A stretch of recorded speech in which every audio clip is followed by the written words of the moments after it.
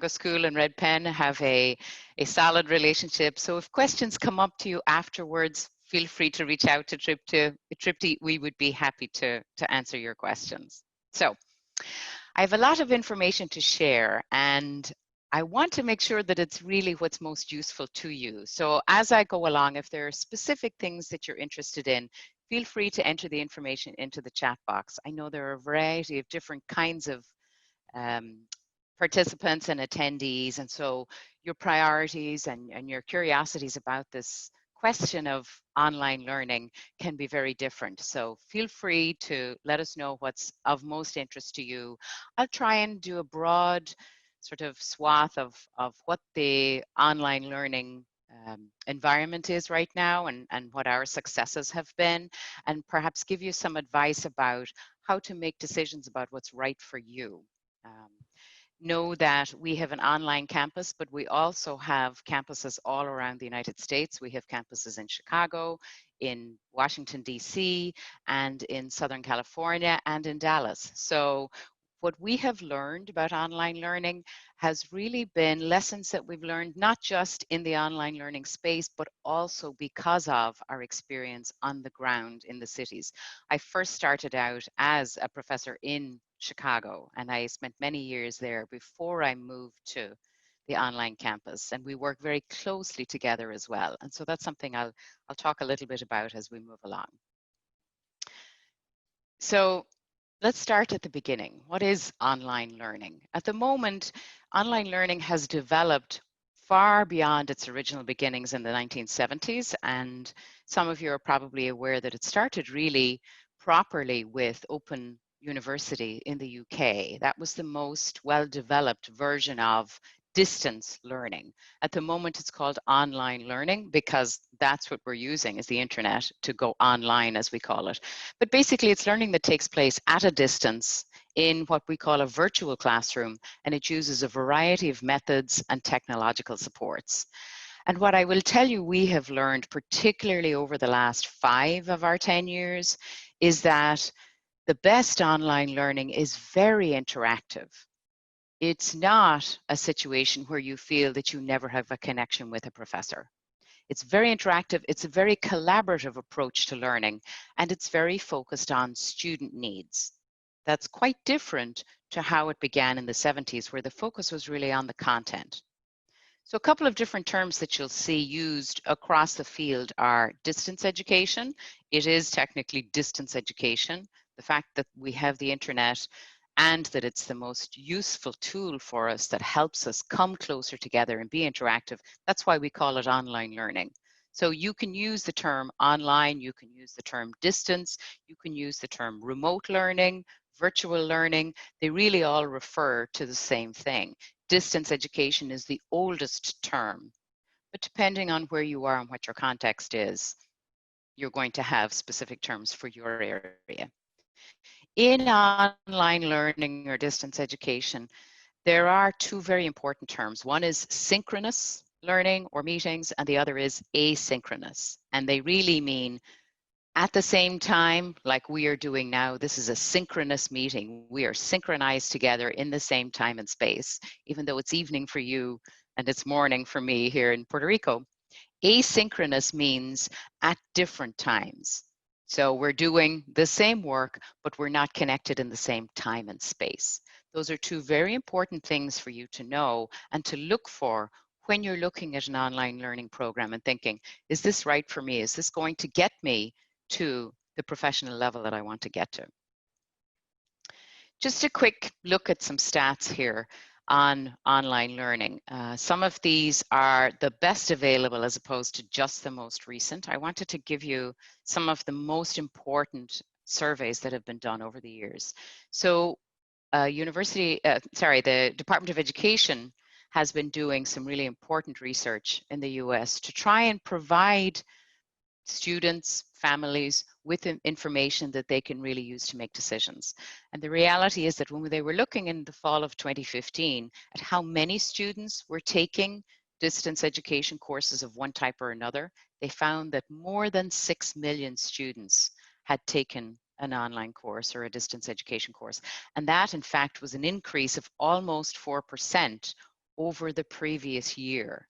So that level of growth is an important thing for you to know about. At the moment, we estimate that about 30% of students are taking online courses. And of those students, 14.3% when we looked in 2017, about 3 million of those were only taking online courses. What you'll find is that many students, about 15.5%, take a combination of courses on a campus and online courses. But almost 15% of them, almost 3 million, are taking only online courses. In other words, an online degree. So that's something for you to think about as you think about your future. The total number of students taking courses or taking degrees on campuses has dropped. And between 2012 and 2015, that drop was estimated to be about 1 million. So as you think about the future, when you are finished with your degree, that's the marketplace that you're thinking about serving.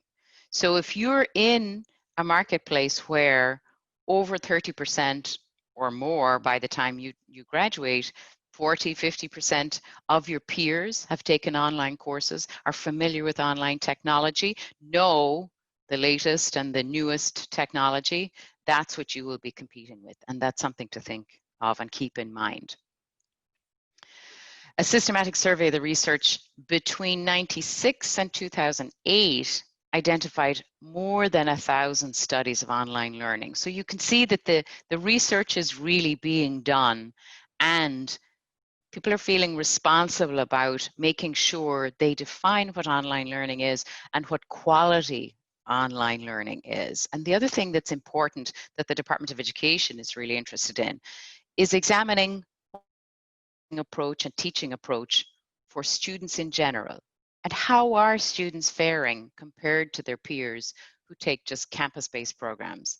And what they're finding, especially one of the most important meta-analyses, was that students who are in online programs are actually performing better on standardized tests and outcome measures than those who are just receiving face-to-face instruction, who are showing up on campus and taking their degrees that way. And what we'll do is look at some of the reasons as to why. Why would someone do better online than they would in a campus? Because some of our ideas are that the best type of education is to sit there and hear the expertise from your professor in person. And the reality is that when we measure the outcome results of students, that's not the truth. And I'll tell you why. This is a look at some of the statistics on change, the changes we are seeing in the universities in the US over the years. You'll see the 3 different types of universities in the US are represented here. The lighter blue is public universities, the darker blue, private nonprofit universities, and then the orange is private for-profit. And what you'll see is that more and more students in public universities in the United States are moving towards online education. The private nonprofit is increasing. It's increased between 2012 2015 from about 98,500 to almost 110,000. The private for-profits, those groups in orange, are the ones that you will have heard about in the past, like the University of Phoenix. Those very large ones that actually, during this period of time, 2012 to 2015, faced increased restrictions by the Department of Education to ensure that students were able to afford their degrees and then find jobs that would pay for the educational loans that they took out. And then also increased restrictions on what type of education could be offered, what types of degrees could be offered, and what the quality controls were. So that's an important period of time for governance of online education. And what you'll see is that since 2015, it's a more highly regulated market. So here's some information that will be helpful to you to think about who's taking online courses in the United States. I think a lot of families and students in India look at the marketplace in the US, look at the marketplace in Australia, look at the marketplace in the UK to see, okay, representative is this of the student body in the US? And what you can see here is that today's students are becoming the mainstream, not only because it's more affordable, because it's more accessible for a lot of people, but also because it offers a greater range of possibilities, both in terms of employability and in terms of using technology. So the accessibility of it, the ability to really manage your time better, and the difference that it has in costs in terms of where you're living. You don't have to move to the US in order to take an online degree. That's making a difference to students worldwide. So as you can see here, 5.8 million students enrolled in online courses over the last couple of years. It's an increase of 263% over the last 12 years. And 2/3 of those students are taking them at public institutions. And that's an important statistic because you know the public universities in the United States are very heavily regulated and managed. And if the online courses and online programs were not producing the same outcomes, they wouldn't be allowed to run those programs because they are heavily regulated and managed and responsible to the states, to each of the state governments for the outcome results. They wouldn't be able to run those online courses if they weren't producing the results. So today's students, particularly undergraduates, are taking online programs and courses. 85% of students in the US enrolled in post-secondary institutions are contemporary learners, what we call contemporary learners. Those are not traditional. A traditional learner was someone who went away to college, spent 4 years at a university, lived there, and then pursued their profession. That's not the case anymore. People are taking their education, their higher education degrees in very different kinds of ways. 75% of undergrads are actually 25 years of age or older. So it's a really different landscape than what we were looking at before. And what we're also seeing even on the ground is that the professors who are teaching on campus in traditional modalities are using online technology more and more and more. It helps them teach better. And the universities are actually saying they need to even learn more. We're finding better performance outcomes with students who are taking online courses. We're able to manage their individual learning better. There's more opportunities to individualized feedback and better potential to increase their learning because of technology. So there's a really strong momentum towards using technology in every way that we can. It's not just whether it's an online course or an on-the-ground course. It's actually how to maximize learning is what we're asking and what we're working towards. And you can see that the momentum is building both among the administrators and among the faculty. I can tell you at the Chicago School, when we were facing all of the specific restrictions and social distancing and all the public health measures that we've been engaging in to try and slow down the curve and really reduce the risk of people catching COVID-19, we were working very closely as an online campus with our on-ground peers to be able to help them move immediately online. And it was really a challenge for us, as it is for many institutions, because it's something that's not easy for everyone. And so we were very grateful, I have to tell you, that in fact our online campus was our biggest campus. We have found more students wanting the online modality as opposed to the on-the-ground campus. And we were surprised at that. We didn't realize that that would happen over the last 5 years, but it has. And so we were so grateful to be able to switch and support right away.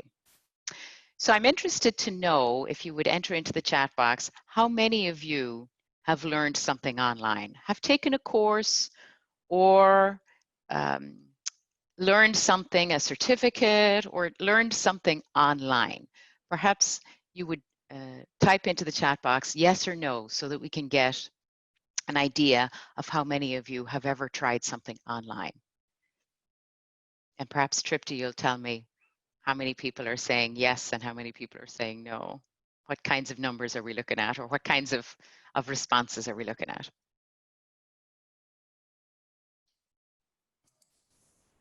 Tripti, I'm not sure if you can see the responses, but a lot of them are messaging me privately.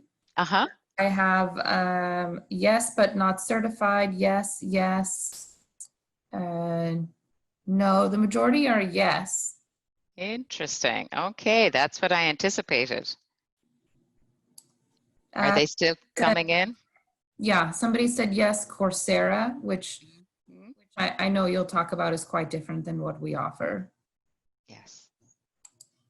Yeah, so the majority are yes that are coming through. Interesting. That's great. Then you're already ahead of the curve in the sense that you've explored the modality a little bit. I also got a few yeses.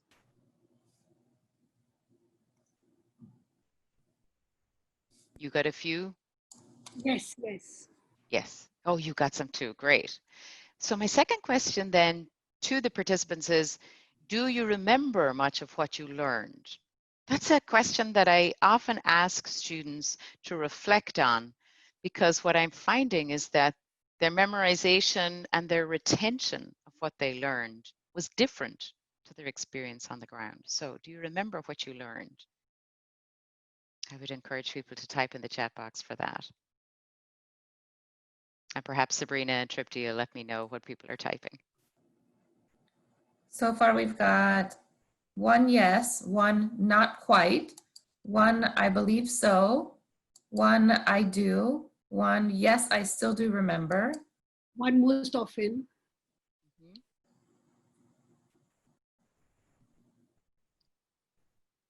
What we're finding is that the online modality of instruction does take a more intense attention to what you're learning.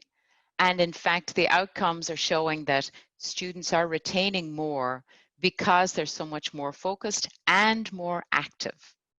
You're more responsible for showing up and demonstrating what you're learning all the way along, as opposed to sitting in a class for most of the semester, listening, taking in the information, and then at midterm and at the end of the term or end of the semester, demonstrating what you've learned. In online education, you actively engage and demonstrate what you're learning, and that in fact increases the ability to retain and remember what you've learned.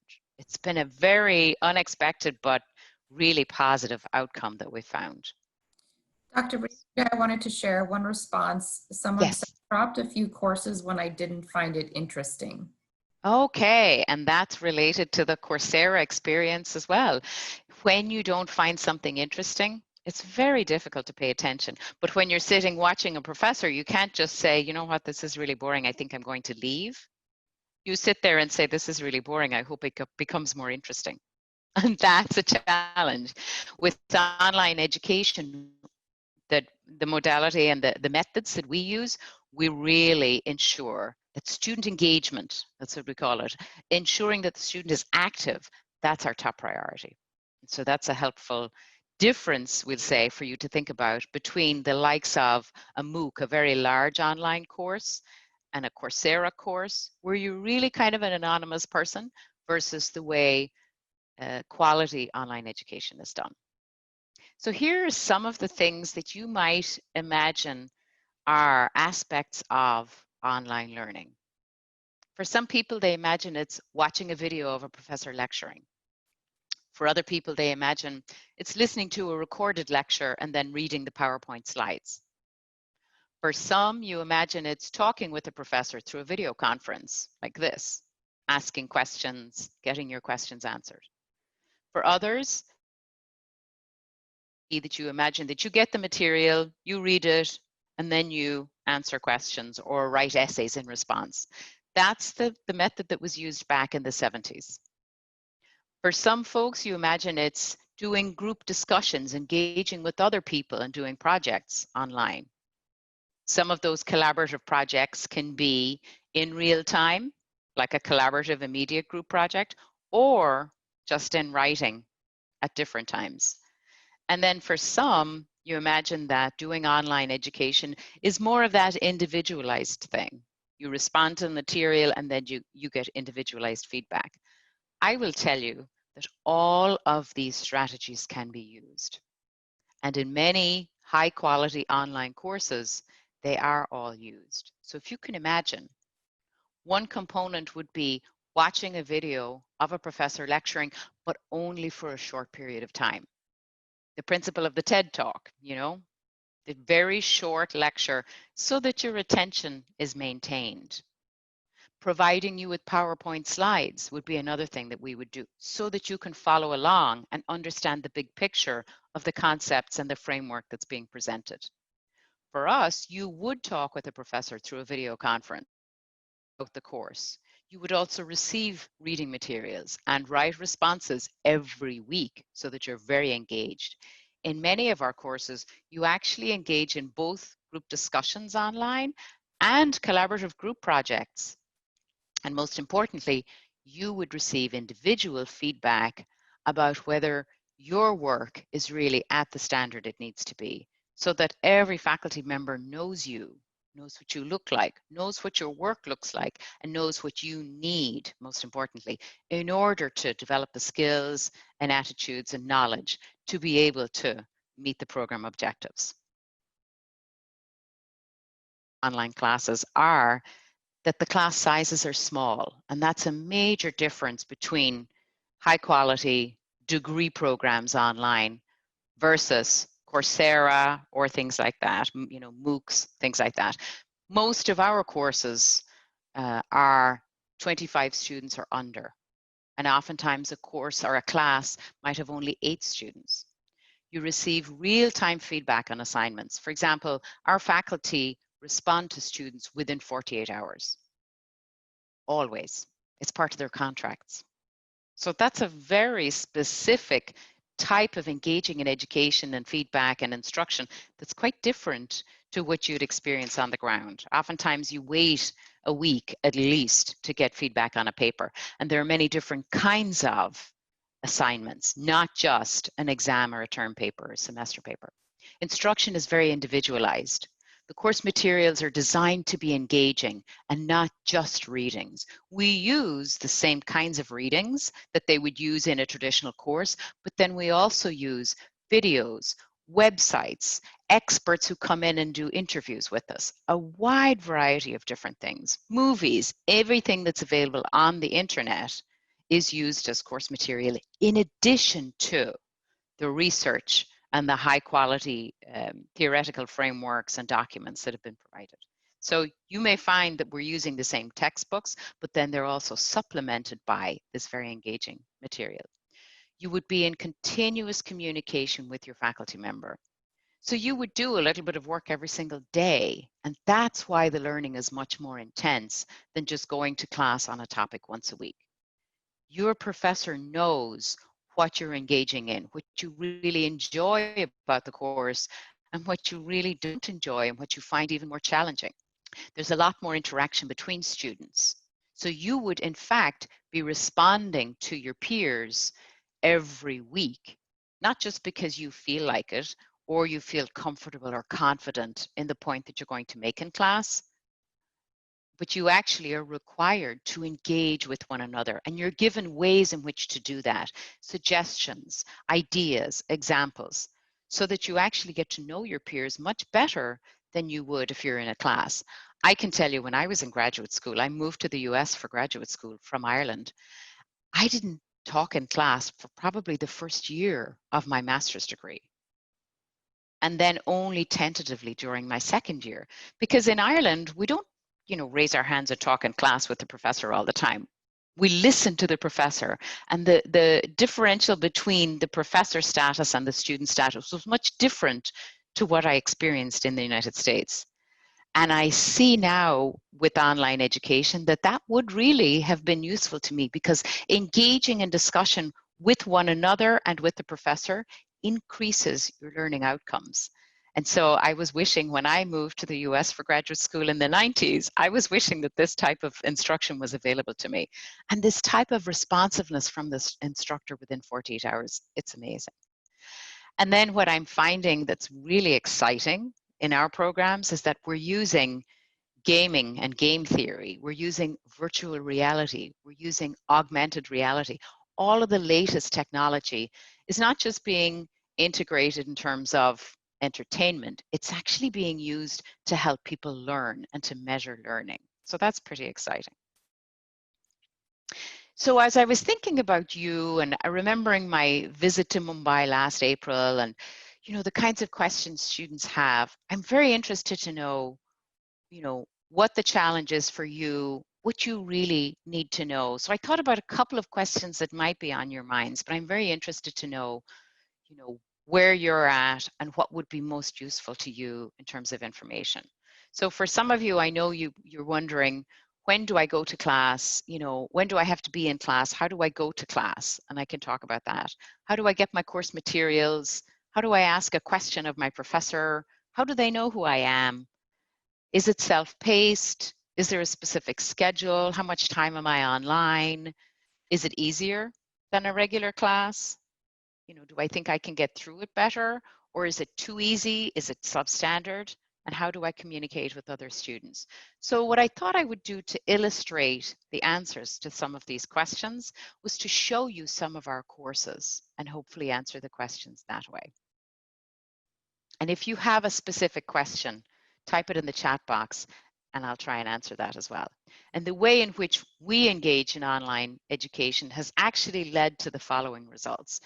We now have a very strong reputation with our accreditors, and these are just acronyms for our accreditors. Our regional accreditor is the Western Schools and Colleges accreditor, WASC. They typically call themselves, that's their older name, but our regional accreditor is WASC.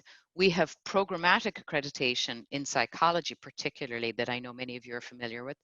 Our clinical psychology programs are accredited by the American Psychological Association. Our online counseling program is accredited by CACREP, which is an international accreditor. That's very important to know. Our school psychology program in Chicago is accredited by the National Association of School Psychologists. And in general, our online programs are seeking Quality Matters accreditation. And that's something that's important for you to become familiar with if you're looking at online education. Quality Matters is one of the highest accreditors and recognizing bodies for quality online education. When we're designing a course, we focus on the student experience for learning first and not just the content. As I mentioned, it's student learning that's our priority. So we help students get to know each other and get to know the faculty through evaluating every single course, every term. We have meetings that we call town halls, like this one, where all the students are actually on camera for a particular course. We have resource cafes available online where students can go and find everything, find their resources for the class, what their readings are, what their books are, and basic questions that they want to answer, like Q&As. We have a lot of that available online. And we orient students at the beginning of every program. The library serves all students. It's the same library that serves students on the campus and online. It has a major online component to it.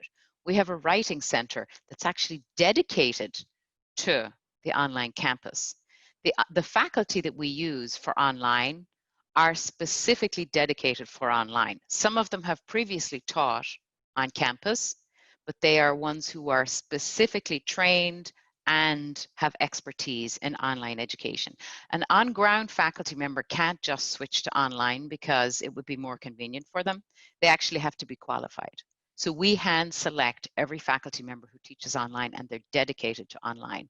We also have success counselors for students to support online students. And we're finding that the on-ground campuses really look at our outcomes and have decided to copy a number of our different strategies for engaging with students because it's been so successful. We have a lot of international partnerships specifically to help with the mission of the school, which is to really develop global citizens and not just students within the US or students who are hoping to work within the US. And we also have supervision for practicum classes, practice, internship, and research projects. And these are a couple of the programs in which we have that type of supervision. So these are the degrees that we offer.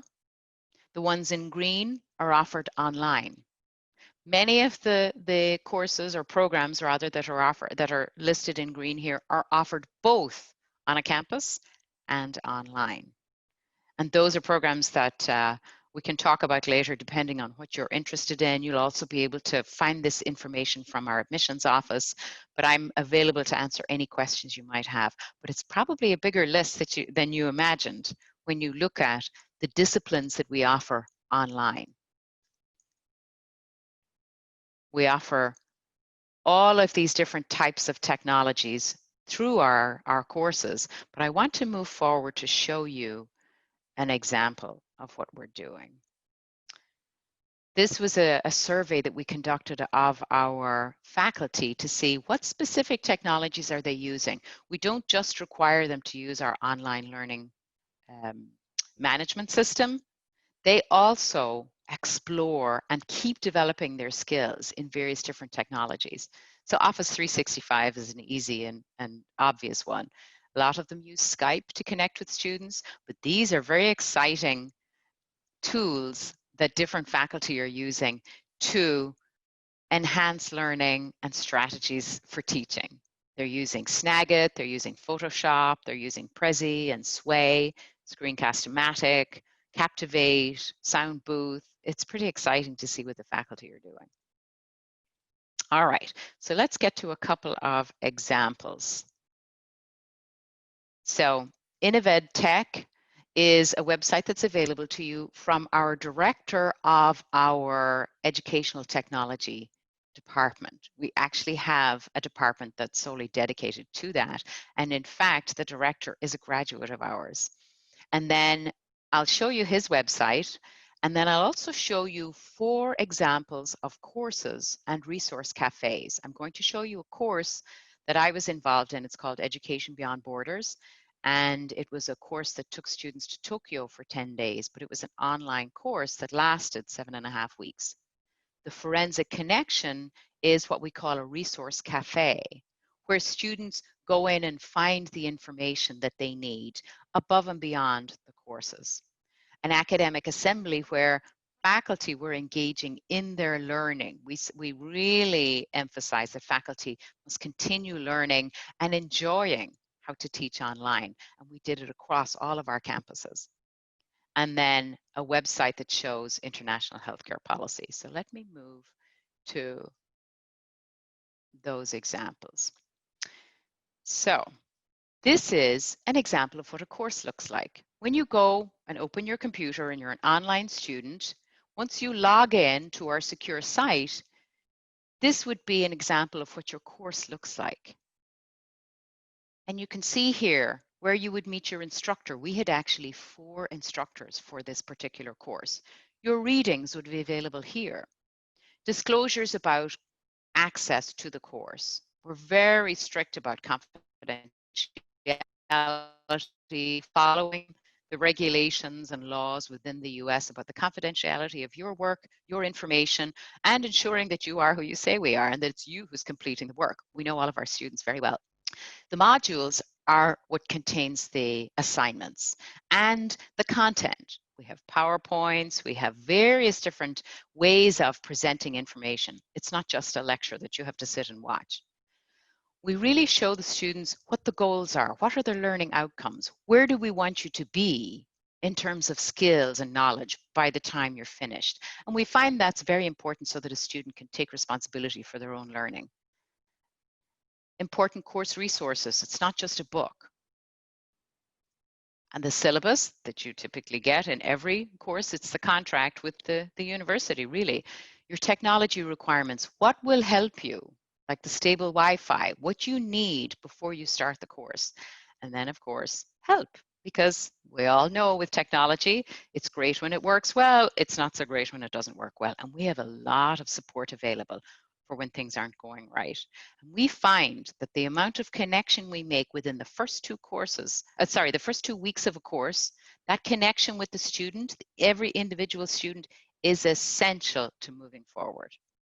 There's a course description. We really keep you informed all the way along of exactly what's going on. You would look at your schedule here and you have a to-do list. Okay, week one, what the grading requirements are, what you have to do, how many discussion boards you have, how many points they are. Everything is very transparent.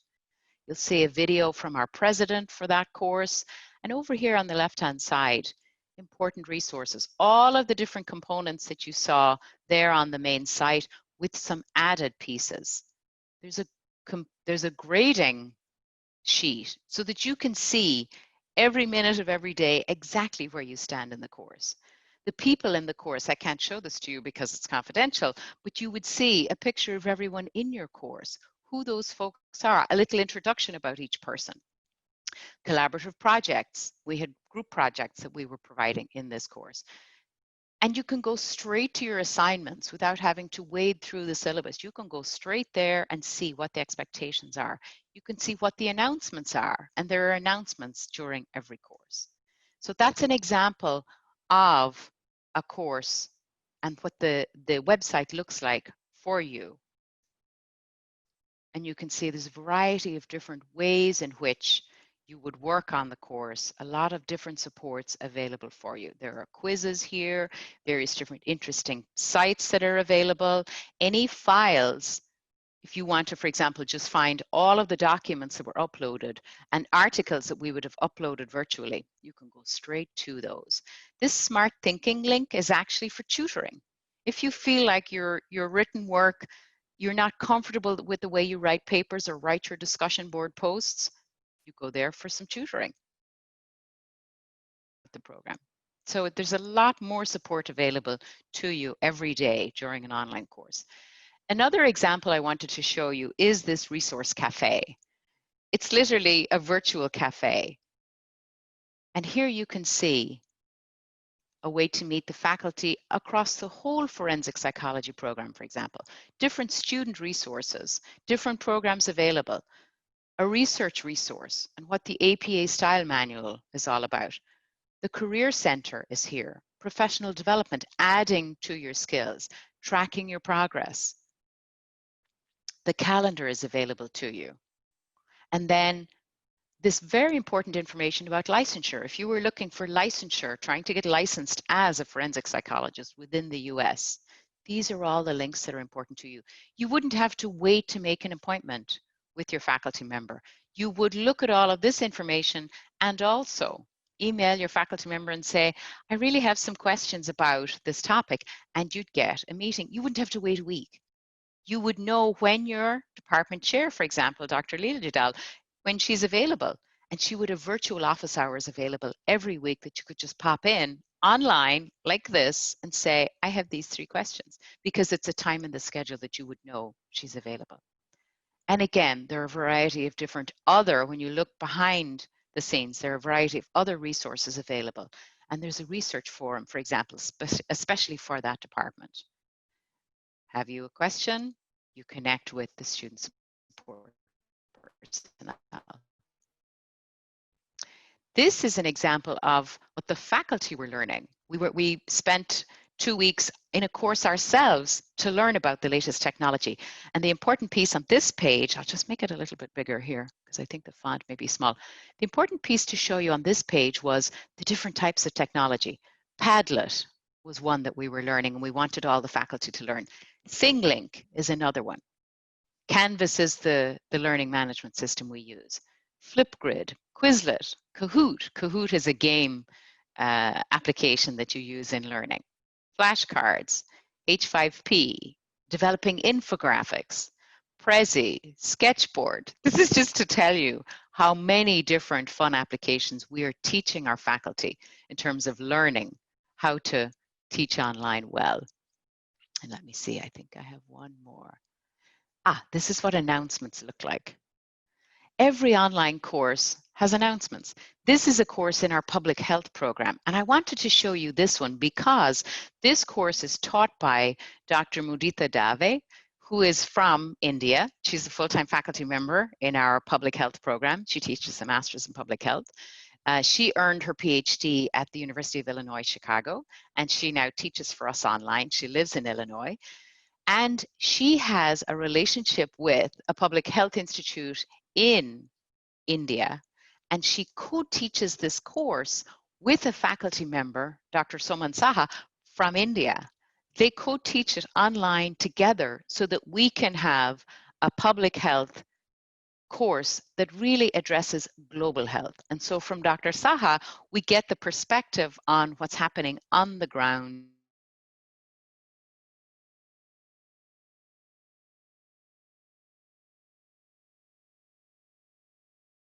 But I thought it would be a course that would be very interesting for you. And you can see, in addition to all the work that they're doing on their content, she posts, and Dr. Saha posts, updates every week. Dear students, a reminder, here's what you're supposed to do this week. And if you're in our research group, here's what we're doing. So a lot of very attentive communication. And there's never more than 15 students in any of those courses, because we want to make sure that it's a very high touch, highly engaged program and experience for every one of our students. So very different from the Coursera experience. So you'll see, for example, from Dr. Dave, she's preparing students for the future. You know, for any Masters of Public Health professional, the ability to write clearly and effectively is an essential skill for career success. And so she's talking about some things they can take advantage of. And this was a mandatory go-to meeting, basically a video conference, where we were really encouraging students to ask questions and to make sure they understood exactly what they were supposed to be doing. And then this last page that I wanted to show you was the list of the different types of technologies that we show our faculty and teach them. And you can see it's a pretty intense amount of education and tool development and professional development that we have for the faculty. We're always learning and teaching more. So let me go back to the presentation here. We're almost done. I want to make sure I leave you a couple of minutes for questions. So in addition to being an online student, you also have the opportunity for a lot of study abroad engagement. We travel broadly. You can see me here in Indonesia with one of the projects I have in Indonesia with another faculty member. We travel all over the world, and these are just some of the countries that you would have the opportunity to do a study abroad in. And what's unique about our study abroads is that they're very manageable. You would take an 8-week online course, and 10 to 12 days of that would be spent traveling abroad. You would spend the 7.5 to 8 weeks learning about the specific content related to the topic, and then a section of that would be spent in country with your peers and with your faculty. And you can see we have a variety of different kinds of students across our programs, different ages, different ethnicities, students from different countries. I can see when I look at this group, I know this group well, the students here are from Japan, Jamaica, US, there's this from South America in that group there. This faculty member, in fact, lived in China for many years. He's originally from Denmark. So we're really quite an international university. So what do you need to know about what it takes to succeed and whether it would work for you? These are some of the most important tips I can give you. Persistence, which is true of any student, you know that. Set your goals and be persistent. Manage your time. You need to spend a little bit of time online every day. You really do. And ensuring that you're spending enough time to succeed and accomplish your goals. Decide whether it's 1 hour every night and 2 hours on a Saturday and Sunday. That's a good plan for success. You must manage your time. You must be able to say, this is my workspace. This is where I'm able to focus and dedicate your time just to that. You must be focused on it. You would develop your reading and writing skills such that you have to be able to communicate clearly in writing. That's an essential component for an online student, and that is something we can help you with. Motivation and independence is definitely a component of it. You have to be able to say, I'm going to do this, both on my own and when I'm prompted by my faculty. You have to have a dedicated study environment. You have to be able to work well with others. Obviously, you have to have basic computer skills.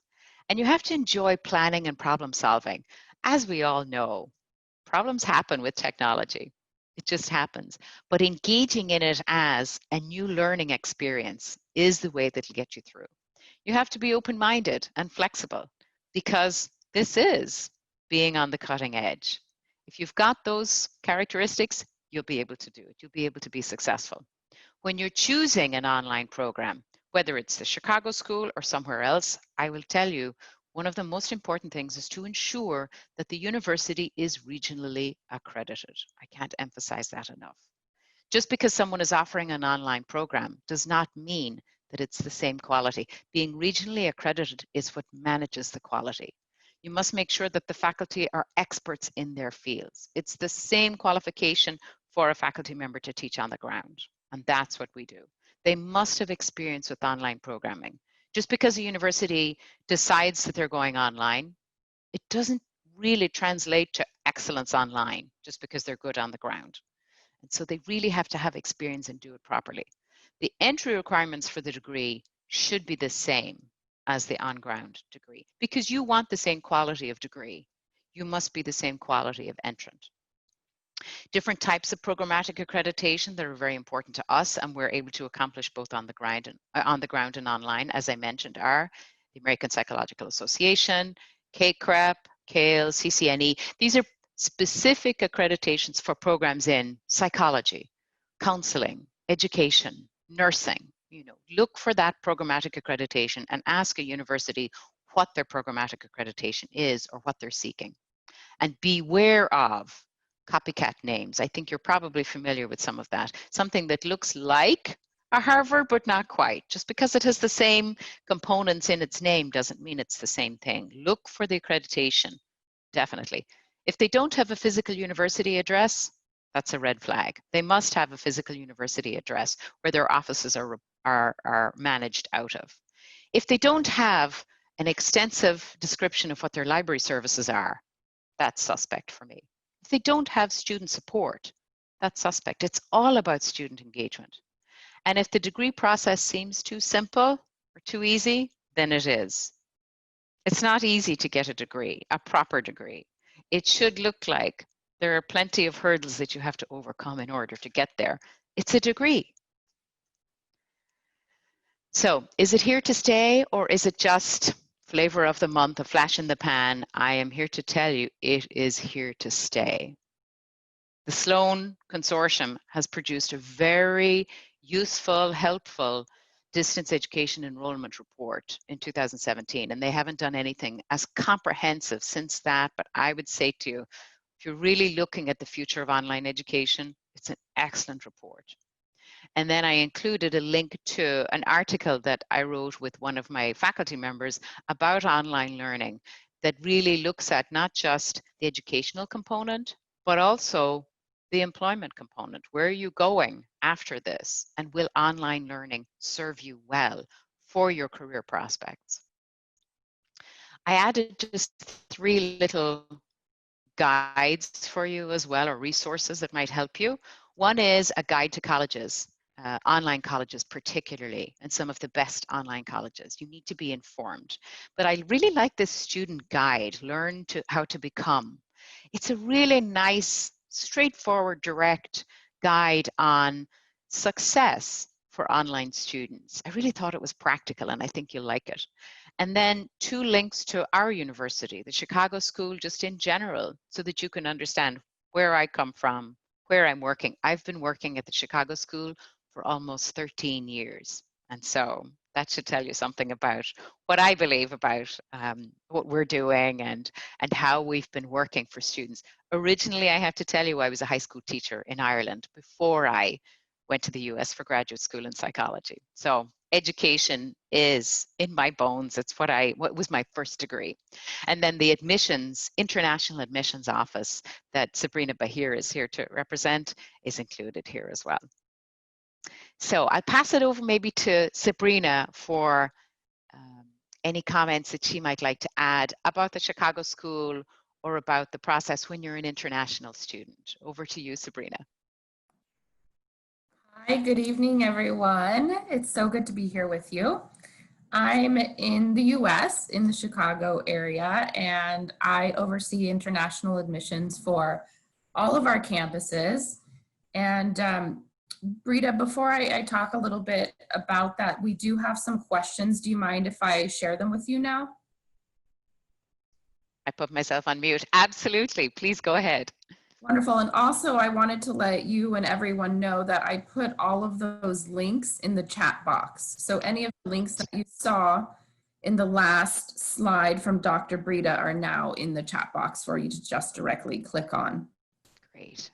Thank you, Sabrina. A couple of Sabrina. questions that came up. One question was, how do you ease into online classes when you're used to face-to-face learning?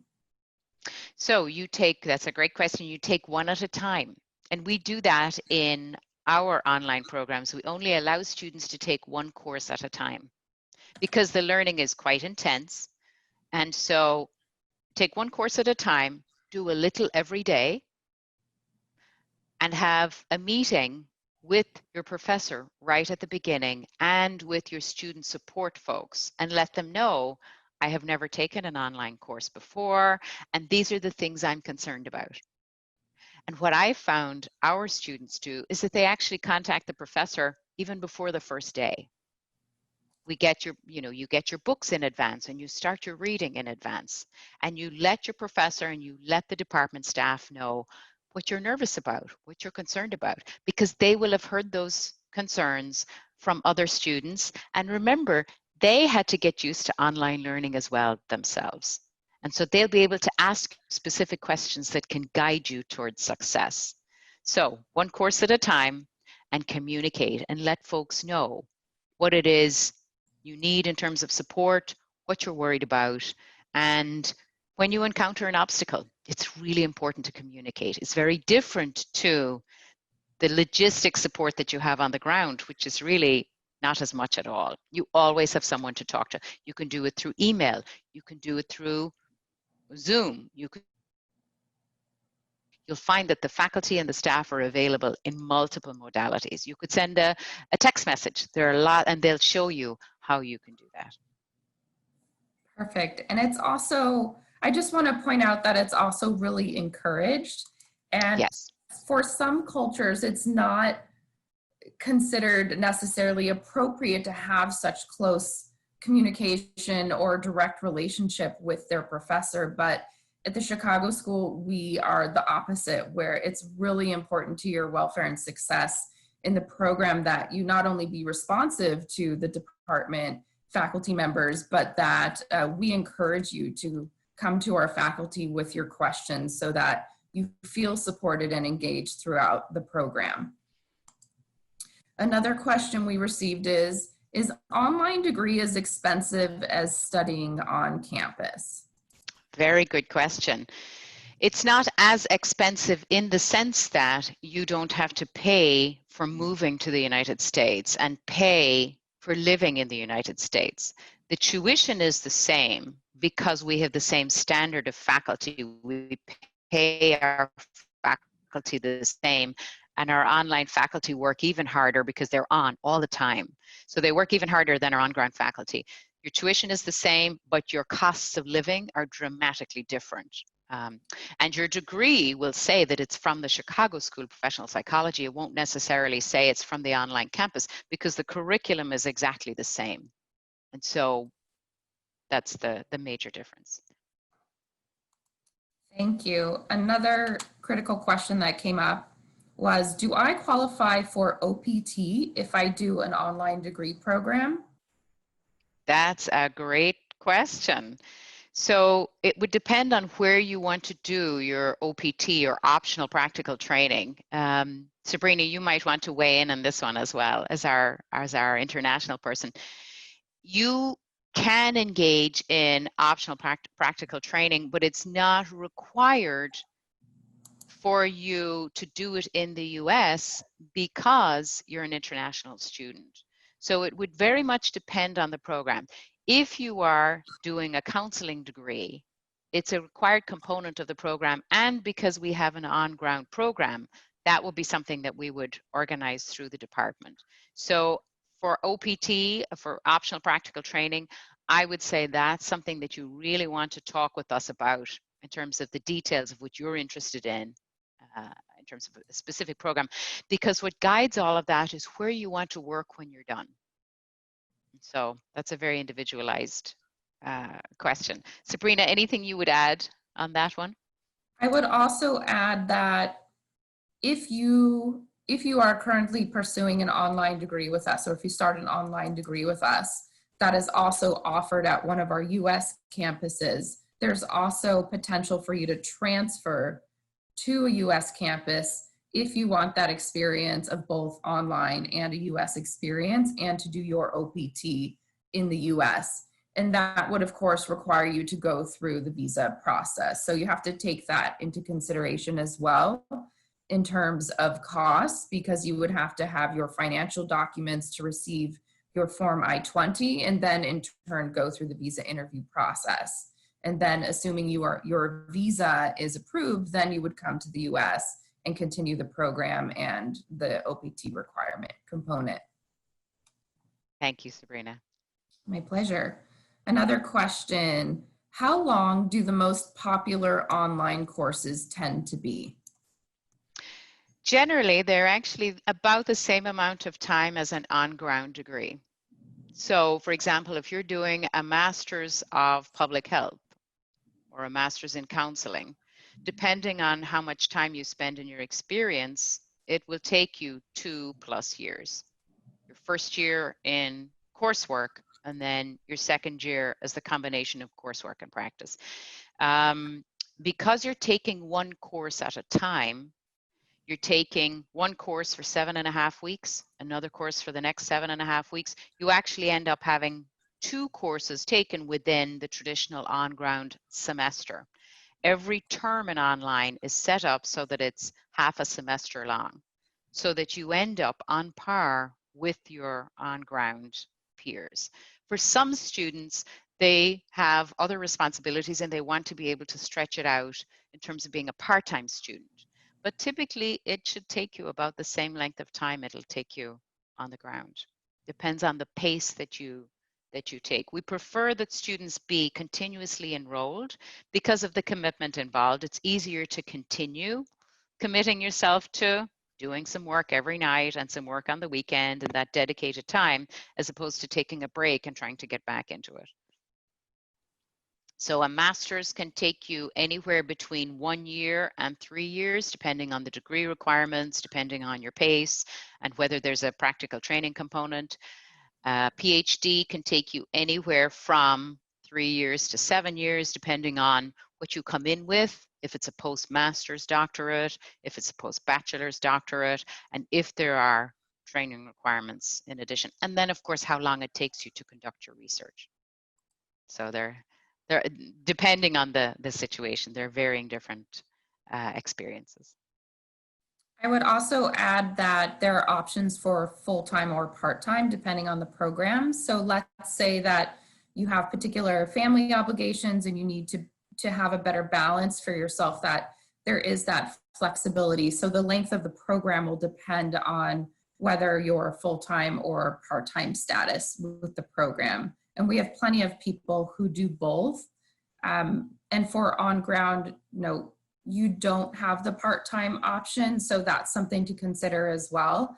As if you are in the US, you have to maintain a certain number of credits to stay in status with your visa and us as an institution. So if you're concerned about balancing work-life and you have a family and you need to be home or you need to work full-time, know that with online, you do have a bit more flexibility than you would at a US campus. Another question we received is, if you realize online does not suit you, would you be allowed to switch to regular college classes? And that's very related to your answer, Sabrina, about transferring. You would be able to transfer, but you would have to go through the visa process, yes. Right, exactly. And we do have quite a few US campuses. We have 3 in the western part of the US in California, and Chicago is our founding campus. We also have Washington, DC, and now Dallas, Texas is newly approved for international enrollment as well. So it's really exciting. We have quite a few options across the US to choose from in addition to online. And I think we have one more question. Mm-hmm. I also want to know if the faculty is the same. And I know, Dr. Breeda, you touched on that earlier, that each campus has its unique faculty.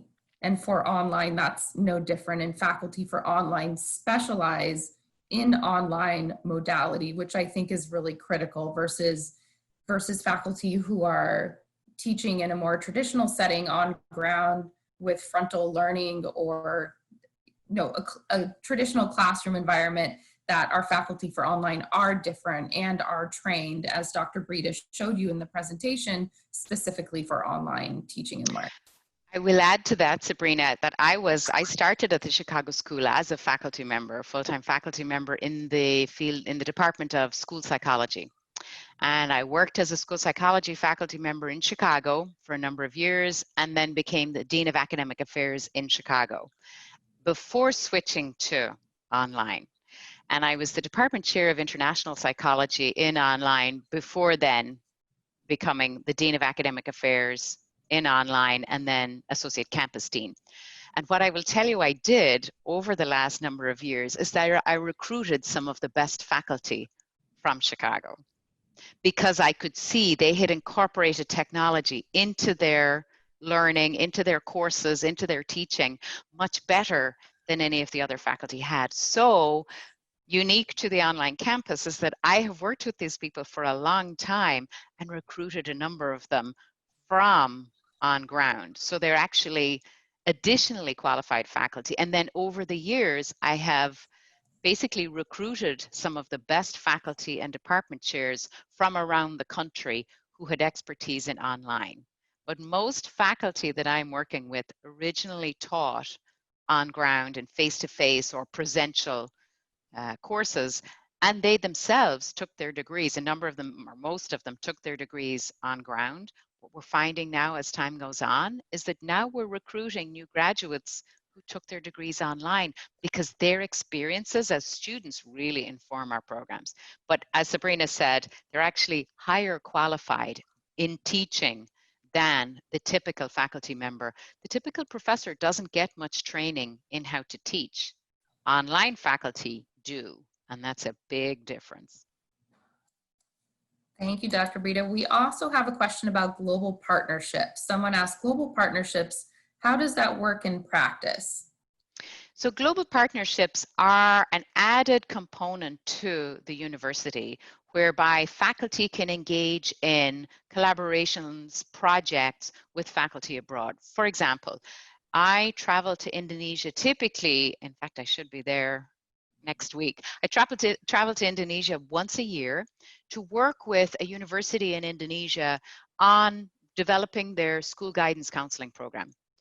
I go there, I bring some faculty with me, and sometimes I'm able to bring a student to provide a week of workshops on specific topics. And we work together, the Indonesian faculty work with us so that we learn about what's going on in Indonesia and the cultural differences in Indonesia compared to the US, and then they learn from us on the specifics that they would like to learn from us. For example, the particular ways in which we teach, the way in which counseling is conducted within schools in the US, because it's a pretty developed field.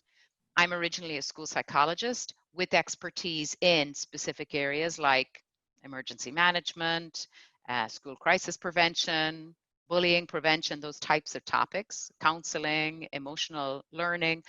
And so we would provide training workshops to the faculty there.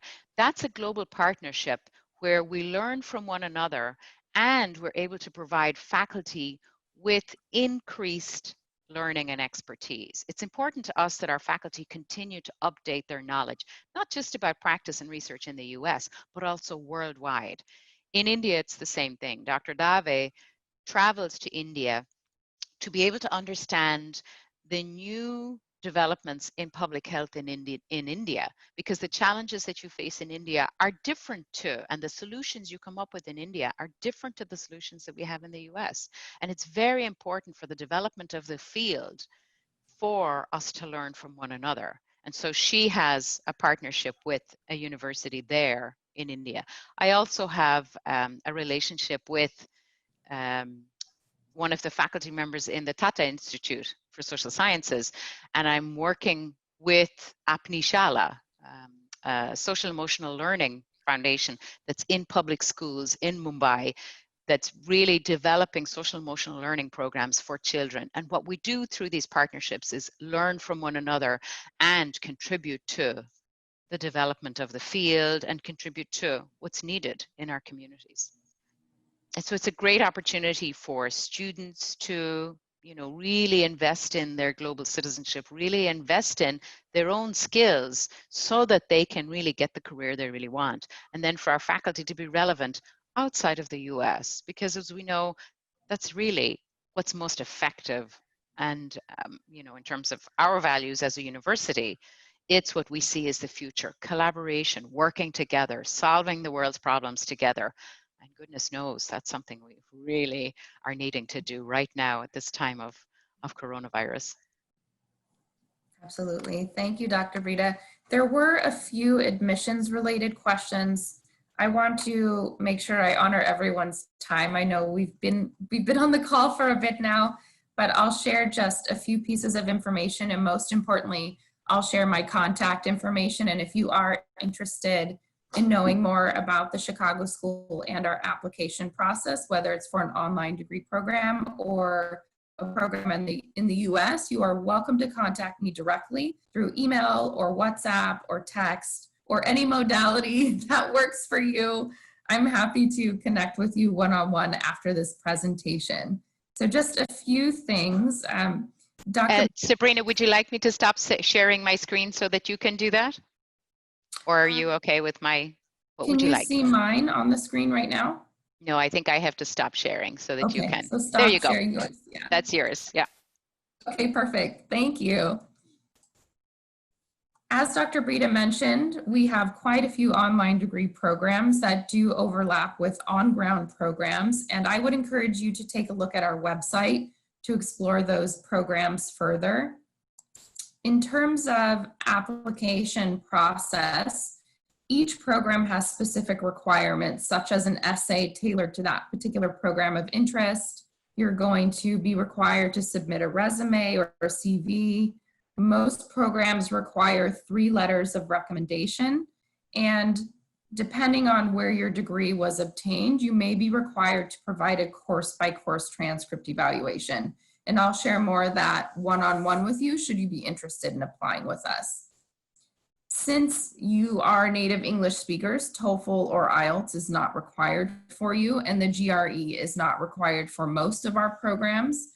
And actually during this time, the GRE requirements are waived for all campuses, since GRE testing centers are closed across the world, and most English language centers are also closed. So we are making some exceptions during this time, which you should celebrate because the GRE is no fun for anyone. So if you want to connect with me and learn more about admissions, about the application process, about any of our programs, feel free to send me an email, send me a WhatsApp message. I'm going to copy and paste this actually into the chat box in a minute. And that way you'll have my information directly. Are there any other questions at this time? I'm going to just open up the chat box and see if we have any more questions.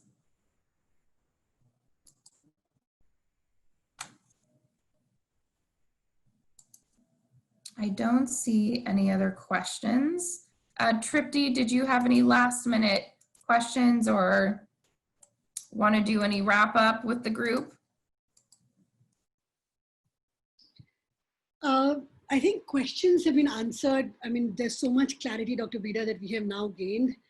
I think the fact that online education is a relatively new or non-native concept to India So which is why parents and students are so apprehensive about committing to it. Of But I think course. today's session has really brought a lot of light to the investment and the return on the investment that parents can expect, or what they can actually expect from a classroom, which is being conducted virtually. And thank you so much. It was a fantastic presentation. Sabrina, thank you so much for coordinating all of this. I truly appreciate this. For any further questions that do reach out to me, people reach out to me with, I'm going to definitely pass it on to you both. And Thank you. we'll definitely see you both soon. Absolutely. It was so good to connect. You know, Tripti, I'm always available, and I'm glad we recorded it too, so that people can go over it. I know we shared a lot of information in the session, and as people think about whether or not it's an option and just different questions arise, you know where to find me. I'm always available. Yes. Yeah, and I also just want to wish everyone well during this time. I know it's Yes. a challenging time for all of us. We're all in our homes and dealing with different challenges right now. And I just encourage you to take really good care of yourself during this time. And